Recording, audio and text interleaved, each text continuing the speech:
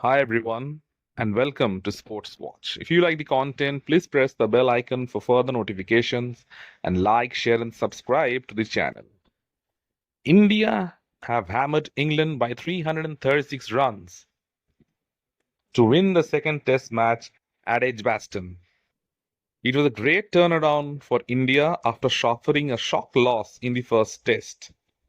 In both the tests, the action went on to the fifth day and India had dominated both the test matches. Few minor errors in the field cost in the first test match, but the second test match they were willing to not make those same mistakes over and over again, and they have comprehensively outplayed, outthought England.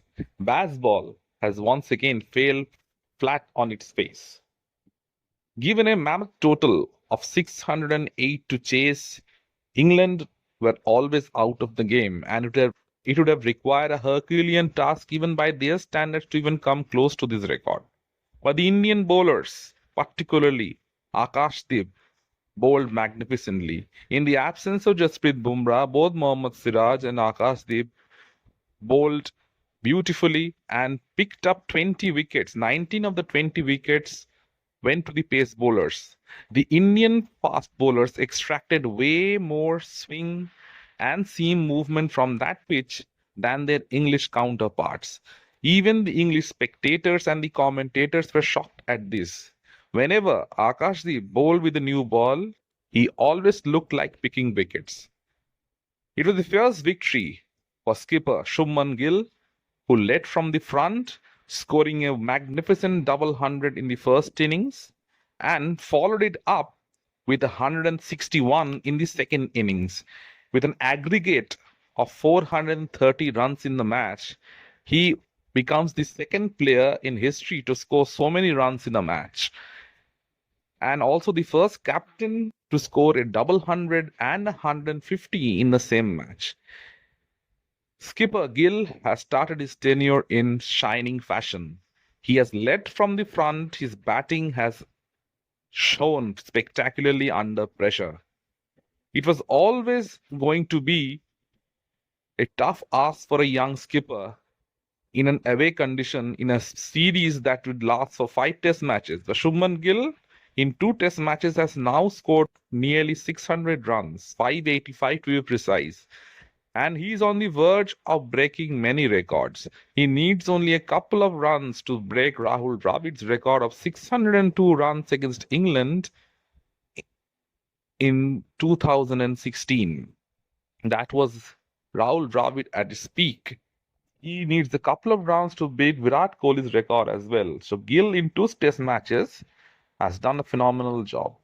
And this is a huge morale booster for Team India. In the absence of Bumrah, they have found match winners. The question amongst everyone was that whether India would be able to take 20 wickets in the absence of Jasprit Bumrah. The answer was right in front of you. Siraj took 6 wickets in the first innings, and Akashdeep took 6 wickets in the second innings. Even though Shubman Gill was adjudged the man of the match for his incredible batting in both the innings, Akashdeep Singh led from the front with the ball, and he picked up 10 wickets for the match on a pitch that was as flat as they come. That is a remarkable achievement in itself. Every time he took the ball, he looked destined to pick up a wicket. Last night, India had already dented England with the new ball. They had them 77 for 3 and were on the cusp of a victory. But as day 5 began, it started to rain. Heavy showers postponed the pre-lunch session, and credit must be given to the ground staff for getting the ground in order relatively quickly so that we lost only 10 overs. The Indian hearts must have been on their mouth because they were very close to victory and had England on the ropes. The only thing that could have prevented them from getting their hands raised was now the weather. But even that refused to come in between England and India. As the sun came out, Akashdeep shined even more brightly.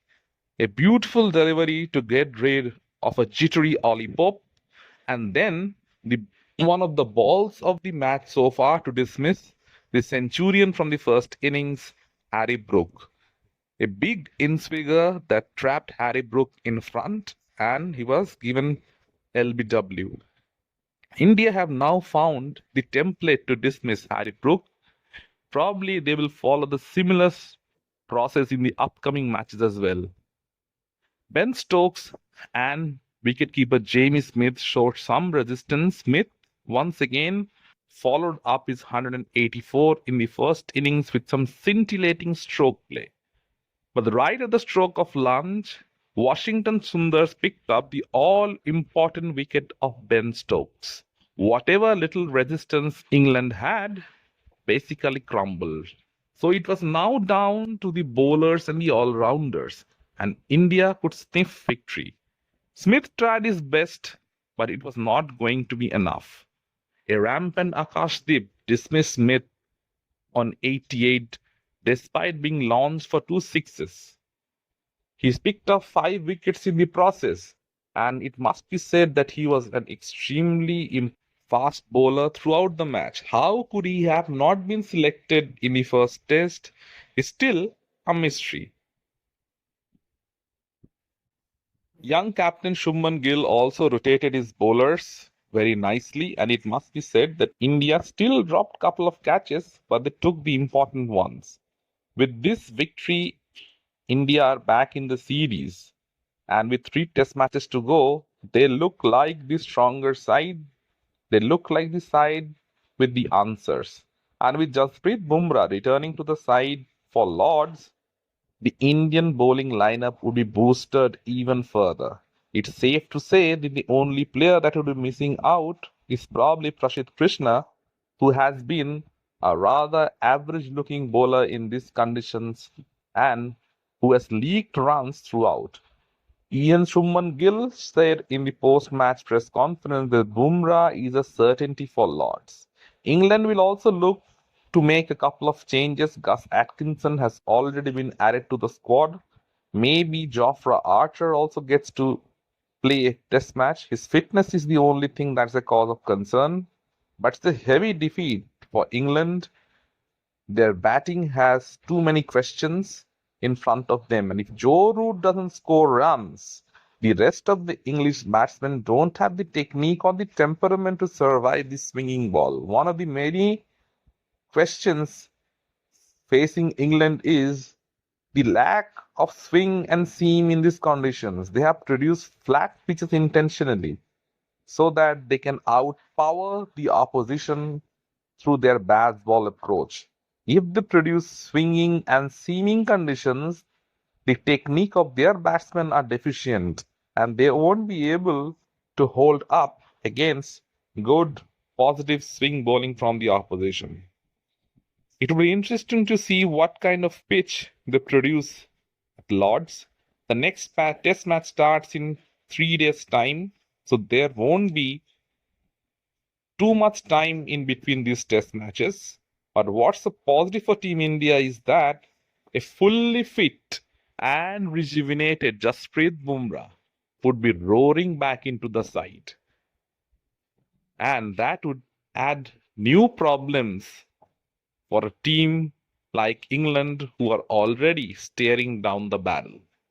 Let me know in the comments section what you feel. And if you like the content, please like, share, and subscribe to the channel.